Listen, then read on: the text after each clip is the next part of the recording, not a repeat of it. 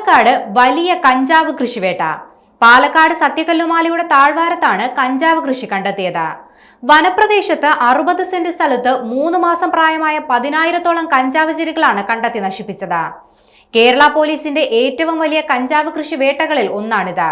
Puthur police station പരിധിയിലുള്ള സത്യകല്ലുമാലയുടെ താഴ്വാരത്ത് വാണിജ്യാടിസ്ഥാനത്തിൽ വലിയ തോതിൽ കഞ്ചാവ് കൃഷി നടത്തുന്നുണ്ടെന്ന് തീവ്രവാദ വിരുദ്ധ സേനയ്ക്ക് വിവരം ലഭിച്ചിരുന്നു. ഉടൻ തന്നെ ഇക്കാര്യം പാലക്കാട് SP അറിയിച്ചു. തുടർന്ന് കേരള തീവ്രവാദ വിരുദ്ധ സേനയും പാലക്കാട് ജില്ലാ ലഹരി വിരുദ്ധ സേനയും പുതൂർ പോലീസും ചേർന്നാണ് റെയ്ഡ് നടത്തിയത്. കാട്ടിലൂടെ ഏകദേശം 5 മണിക്കൂറോളം യാത്ര ചെയ്താണ് പോലീസ് കാട്ടിനകത്ത് കഞ്ചാവ് തോട്ടത്തിൽ എത്തിച്ചേർന്നത്. എത്തിയപ്പോൾ കണ്ടത് ഞെട്ടിക്കുന്ന കാഴ്ചയായിരുന്നു. 10,000-ലധികം കഞ്ചാവ് ചെടികൾ. ഒരു ചെടിയിൽ നിന്ന് 1.5 കിലോ കഞ്ചാവ് വരെ ഉണ്ടാക്കാം. 1 കിലോ കഞ്ചാവിന് ചുരുങ്ങിയത് 50,000 രൂപയാണ് ഏകദേശ വില. അതായത് പോലീസ് എത്തി നശിപ്പിച്ചത് ഏകദേശം 70 കോടി രൂപയിലേറെ വിലയുള്ള കഞ്ചാവ് ചെടികളാണ്. കാടിനകത്ത് ആരാണ് കഞ്ചാവ് കൃഷി നടത്തുന്നത്, വിൽപ്പന നടത്തുന്നത് എന്നിവയെക്കുറിച്ച് അന്വേഷണം തുടങ്ങിയിട്ടുണ്ട്. വരും ദിവസങ്ങളിൽ ഇത്തരത്തിലുള്ള കൂടുതൽ പരിശോധനകൾ നടത്താനാണ് തീരുമാനം.